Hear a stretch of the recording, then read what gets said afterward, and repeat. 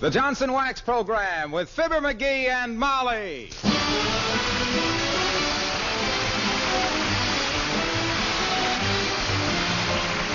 The makers of Johnson's Wax products for home and industry present Fibber McGee and Molly with Bill Thompson, Gail Gordon, Arthur Q. Bryan, and me, Harlow Wilcox. The script is by Don Quinn and Phil Leslie. Music by the King's Men and Billy Mills Orchestra.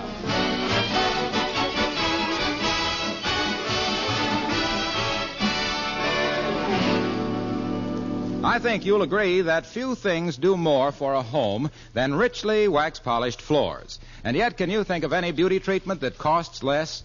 Why, a gleaming carpet of genuine Johnson's wax costs only a few pennies. And besides being inexpensive, beautifully wax-polished floors are so easy to have. Just apply a little Johnson's wax, buff, and right away your floors have that mellow, protective sheen that all the world admires. You know, surfaces protected with genuine Johnson's wax are hard, smooth, and dry. They need only a light dusting to keep them bright. If you want long-lasting beauty, always insist on genuine Johnson's wax, paste or liquid, in that familiar red and yellow package. There's no finer wax polish to bring out the beauty of the home. Look on the bright side, shine up the right side, bring out the beauty of the home.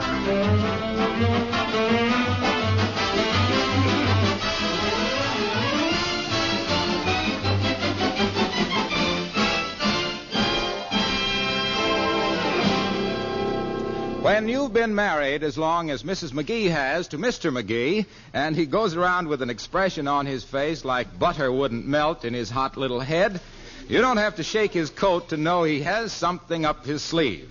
Well, let's see what it is as we join Fibber McGee and Molly.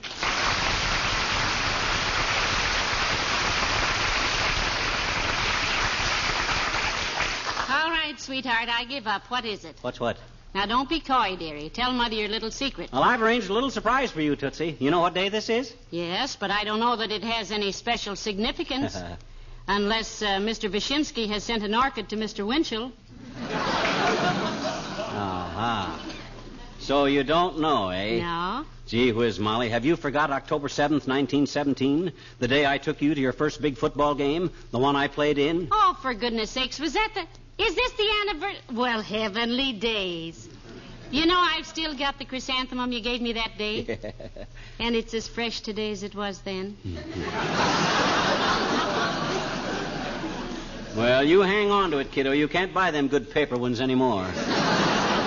Boy, what a football game that was. Well, it was very sweet of you to remember the anniversary. But my goodness, you shouldn't have gone and bought me a present. What is it? What'd you buy? Can I see it? Oh, well, it isn't so much exactly a present so much exactly as it is, a kind of a something for both of us, you might say. Something we need for the home. Well, that takes in plenty of territory. Now, you just relax, Snooky. They're going to deliver it this afternoon. Oh, maybe that's the delivery man now. Oh. Come in.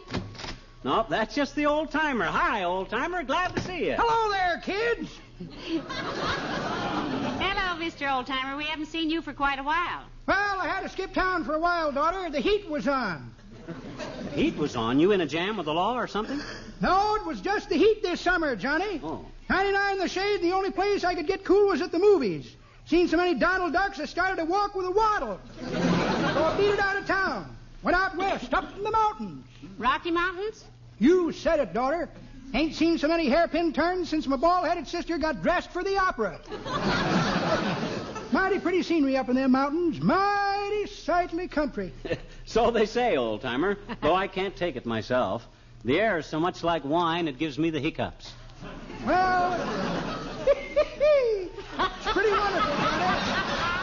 Yes, sir. You ever see the sun come up over Lake Louise, creeping across the horizon like a Florida orange sneaking over the California line?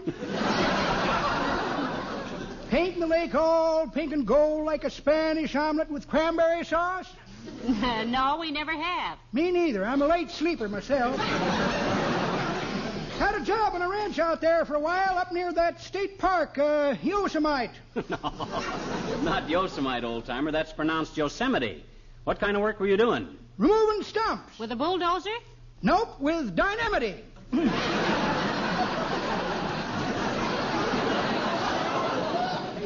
Well, that must have been a nice job for the summer. Oh, I didn't stay with it long, Johnny. Went to San Francisco and got a job writing radio commercials.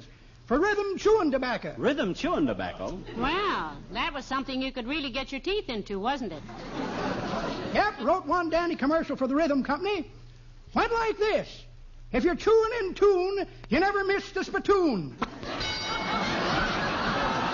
Yes, if you're chewing in tune, you never miss the spittoon.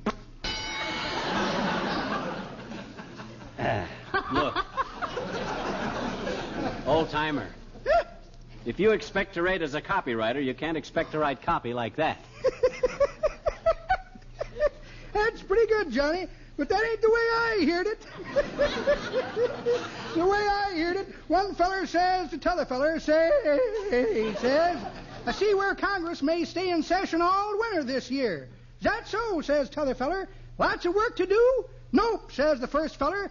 Scared to go home. Well, see,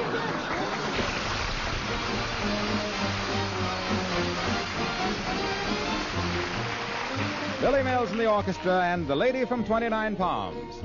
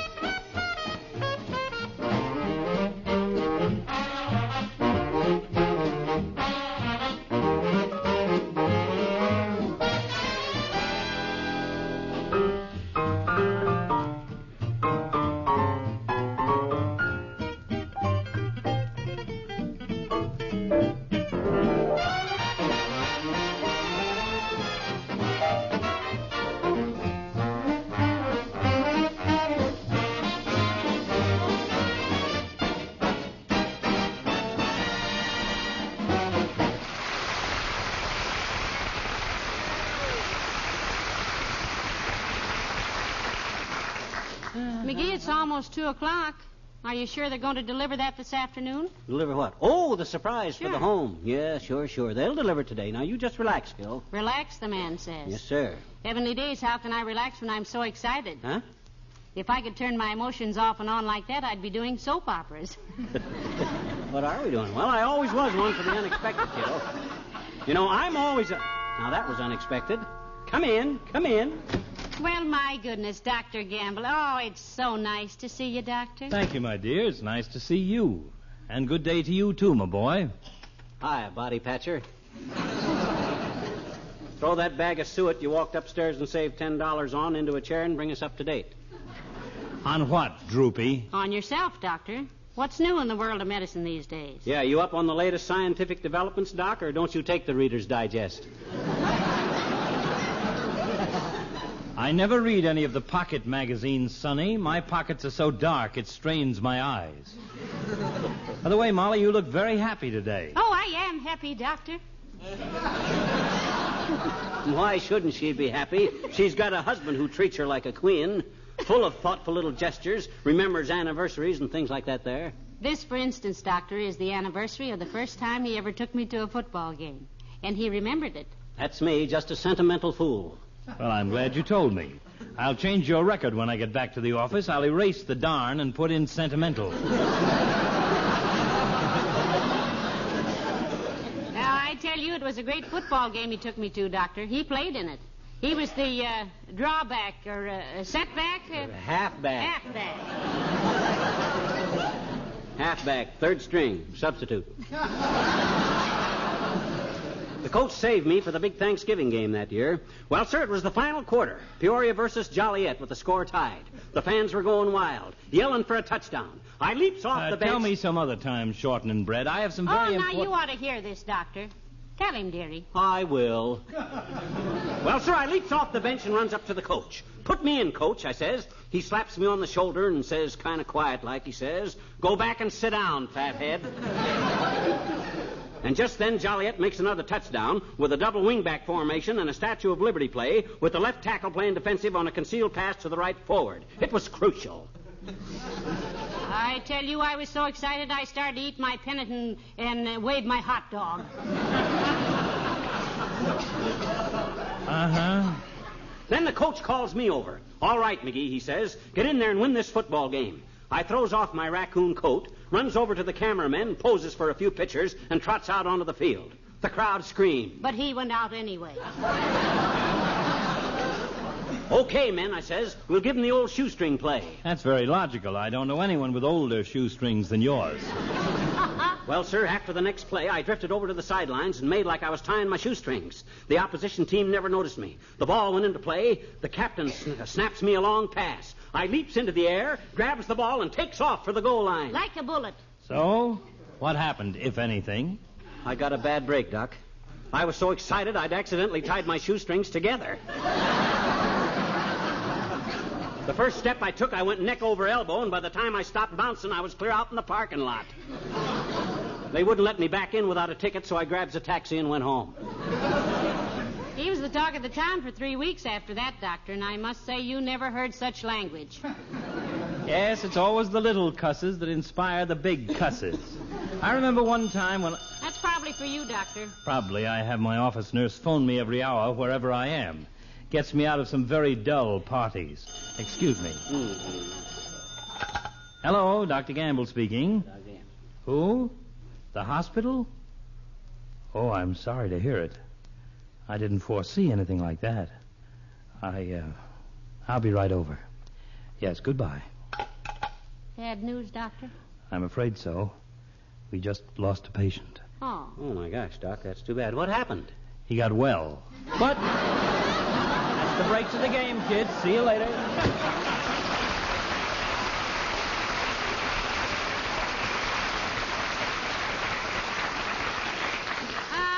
Isn't he a sweet old character? He's old and he's a character, but hey, what time is it? About 1:30. Why? Well, that delivery I was expecting. You're surprised, you know. I was just thinking that... Hello, Molly. Hiya, pal. Hello, Mr. Wilcox. Hi, Junior. Come on in and wish us a happy anniversary. Anniversary? Well, congratulations. How long have you been married? What that got to do with it?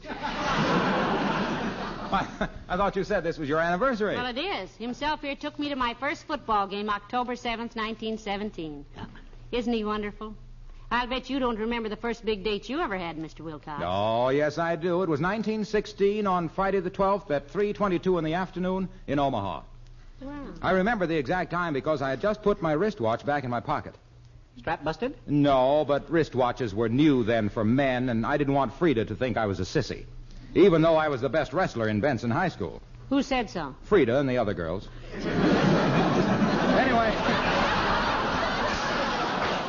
Anyway, there we were in the parlor dancing to the radio. Now, wait a minute. They didn't have radios in 1916. No, Frida did. Her father was rich. Oh. Well, anyway, it was awfully quiet in the house, and I was afraid Frida would try to kiss me. Mm-hmm. You see, she was a vamp.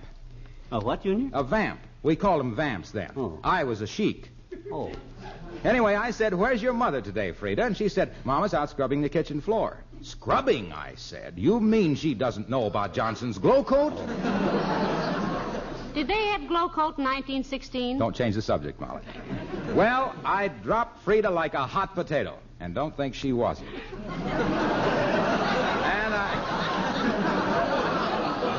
And I dashed out into the kitchen, and there was Frida's mother on her knees scrubbing the linoleum. How horrible. It's the last half of the ninth, folks. No scores yet, and the bases loaded. Wilcox on the mound. He's winding up, and here comes the pitch. Well, for 15 minutes, I stood there telling Frida's mother about Johnson's self-polishing glow coat, how it's so easy to use, how you just pour a little out and spread it around, let it dry in 20 minutes or less to a brilliant protective gloss.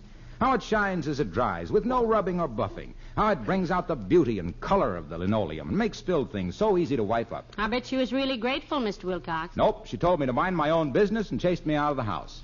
But Frida told me later that she always used Glo-Coat after that. Oh, then you did see Frida again. Yes, when I was in uniform. She came to the station to see me off. In uniform, Army or Navy, Mr. Wilcox? Scoutmaster. I was taking a bunch of kids to camp. Well, happy anniversary, folks.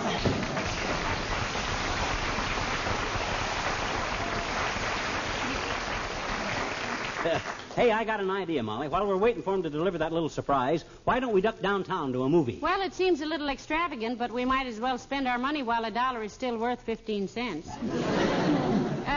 What's showing at the Bijou? That's what I want to find out. Mother Wore Tights is playing there. Oh, all right. I'll be with you just as soon as I put on my face and get my hat. Okay, Tootsie. Ah, there goes a good kid. And does she ever love surprises? And am I ever full of them? You'd think she'd learn after a while that none of them ever amount to much, but no, she's always Jerry. Come in. Hi, mister. Oh, hi, Teeny. Well, I'm glad to see you, but we were just going out. Mrs. McGee and I are going to a movie. Oh? Well, there's a dandy one at the Princess, mister. It's Sailbad the Sinner, and it's all in ticklish color, and they say it's... Hey. Wait a minute. It's not Sailbad the Sinner. It's Sinbad the Sailor. Okay. Anyway, it's a dandy picture, I bet you. I and Willie Toops went to it. No. Willie Toops and I went to it. When? Huh? When did you and Willie go to it? He said he hadn't seen it before. I didn't go with Willie Toops. I was merely correcting your grammar. You said I and Willie Toops, and that's incorrect. It's Willie Toops and I. The first person singular takes the object in the possessive tense if the participle is part of the predicate. You understand? Oh. No. But anyway, it was a peachy picture, I bet you. It was, eh? Yeah. Willie and I... I said it was, eh? What's what? A good picture. Where? At the Princess, the one you and Willie went to. I know it. Well... That's the same one you and Willie went to. I didn't go to the picture with Willie. You did too, I bet you. No. You said you and Willie went to see Sailbad the Sinner. I didn't say any such a thing. I never saw Sailbad the Signer. And if I had, I wouldn't have gone with Willie Toops. I think he's a dreadful little pest. Please, Mr. McGee. Well? You are speaking of the man I love. I and Willie are engaged. There you go again, sis. You mean Willie and I are... No, that would be... Sure. He gave me an engagement ring, too, I bet you. Oh, See? say, that's a beautiful ring, Teeny. Sure it is, I bet you. It's pure silver. Really? Pure silver? Sure. He got it in a box of Cracker Jack. He said if the prize was a whistle, we'd play cops and robbers, and if it was a ring, we'd get engaged. And it was a ring, and boy, was Willie ever burned up. Yeah. Sure, he wanted to play cops and robbers. Goodbye now. Goodbye, Teeny.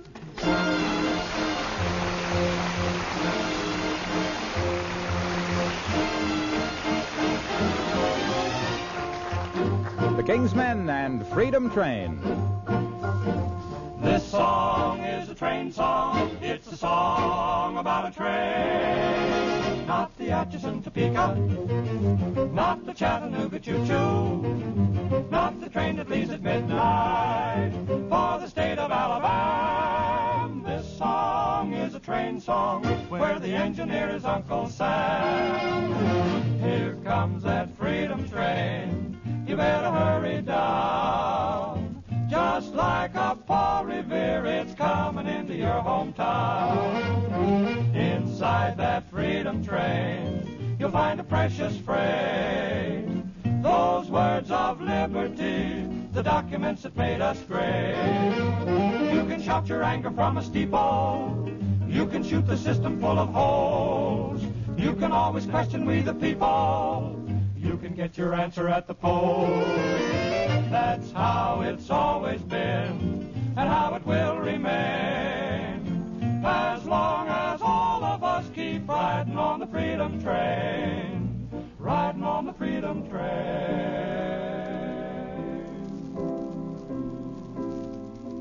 I hear that freedom train is coming to Wistful Vista, Molly. That's something I want to see. Oh, me too, McGee. Imagine seeing the original Declaration of Independence and the Constitution and everything. Yeah. It's kind of easy to forget the things that made this a great country and sort of take things for granted. Oh, isn't the Freedom Train a wonderful name for it? Yeah. I just hope they watch the danger signals and keep it on the right track. Well, the crew is made up of people like you and me, dearie, so it's up to us. That's how it's always been, and how it will remain. As long as all of us keep riding on the freedom, riding on the freedom train.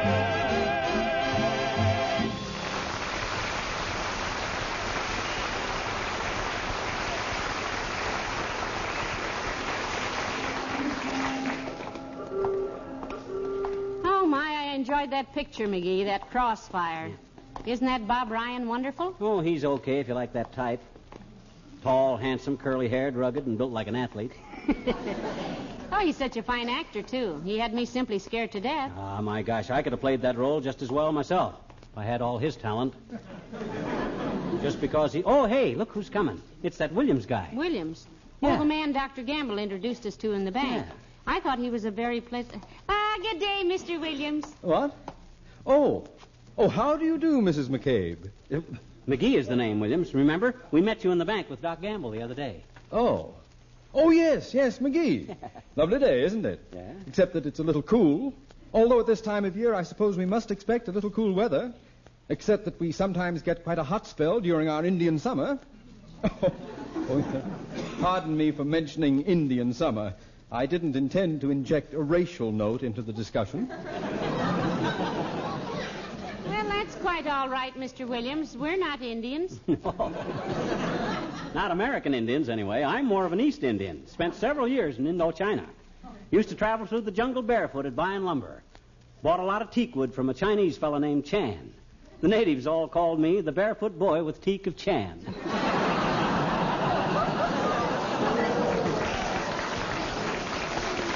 Don't you get it, Williams? Cheek of Chan, teak of Chan. It's a play on words involving a pun on the word Ain't teak. funny, McGee. Oh, it ain't?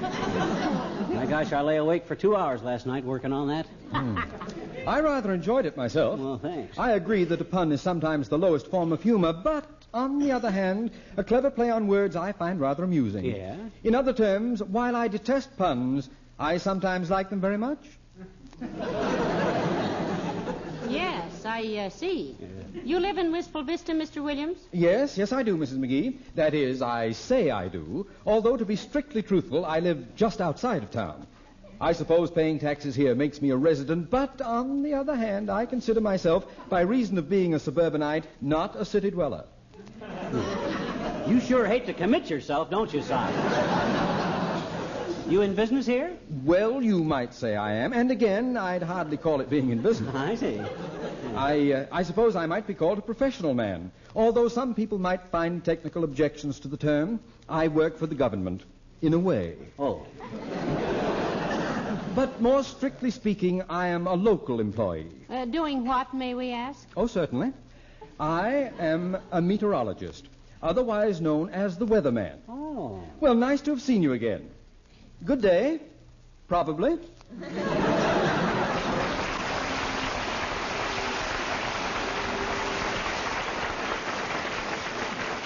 So he's the weatherman. No wonder he won't give you a positive statement. I suppose you can't help. Oh, look, McGee, we're almost home. Why don't you tell me what my surprise is? Now, you know I've been very patient And about spoil it. the whole build-up? Nothing doing, Snooky. Besides, it isn't too exciting. Just a little something I planned on doing for a long time. Oh, hey, there's Wally Wimple. Hi, Wimple, man. Hello there, Mr. Wimple.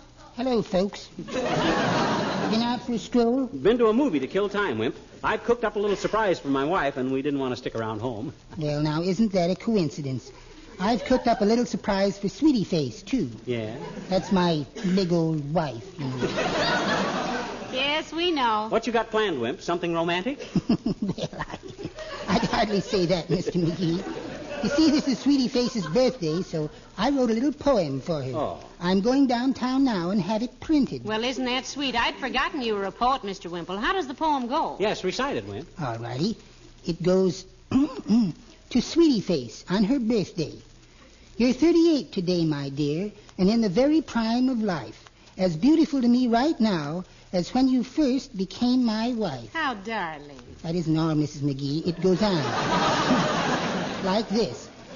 I thought of buying you champagne, but gave that up because I'd hate to spend an evening running round with a great big loaded 38.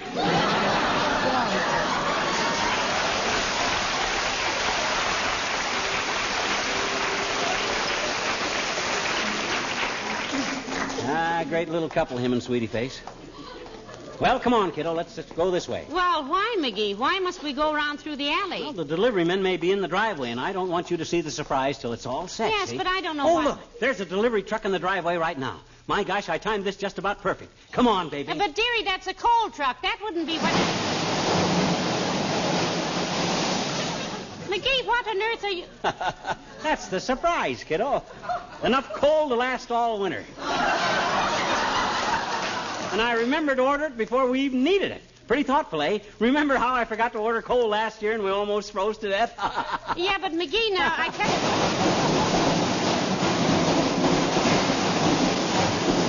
How much more, Joe? That's the last of it, Mr. McGee. 3 truckloads. Ought to last you all winter. Great. Much obliged, Joe. Well, how's about it, Molly? Pretty swell idea, huh? Yes, but I... well, if I'd only known what you... Oh, dear. Hey, now, you're not disappointed, are you? Gee whiz, I said it wasn't much, but we needed it. No, dearie, I'm not disappointed about that. It's only that, well, I had a little surprise for you, too, and now I can't show it to you. You did? You can't? Well, why not? What was it? Well, I know how you hate to shovel coal and fire the furnace, so while you were fishing last week, I had a man come and change the furnace over to an oil burner. You did? I'll show it to you next spring. It's buried under the coal now.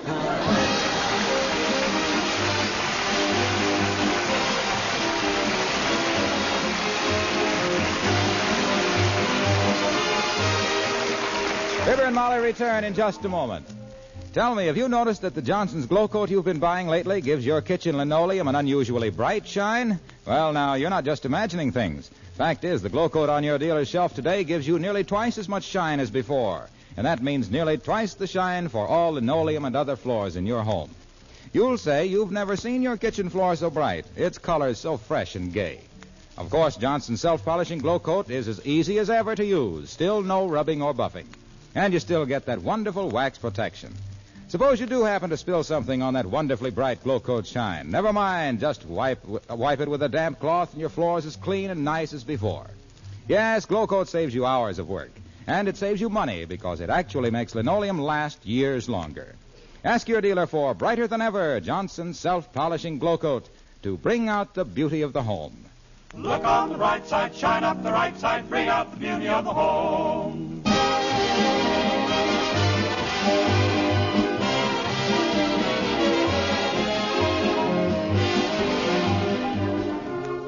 Ladies and gentlemen, it's nice to be back on NBC for Johnson's Wax for another season, and we hope you all enjoyed Fred Waring's wonderful music this summer. We certainly did.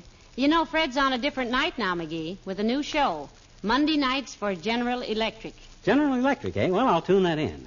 I like to keep up with all the current programs. Didn't you hear me, Molly? I says I like to Yeah, I heard you, dearie. I'm afraid I'm not the only one. Oh, you mean they... Oh, good night. Good night, all.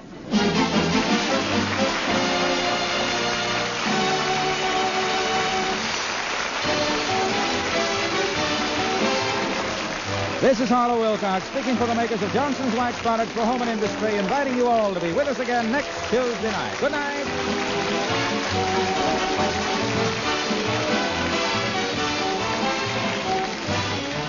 NBC, the National Broadcasting Company.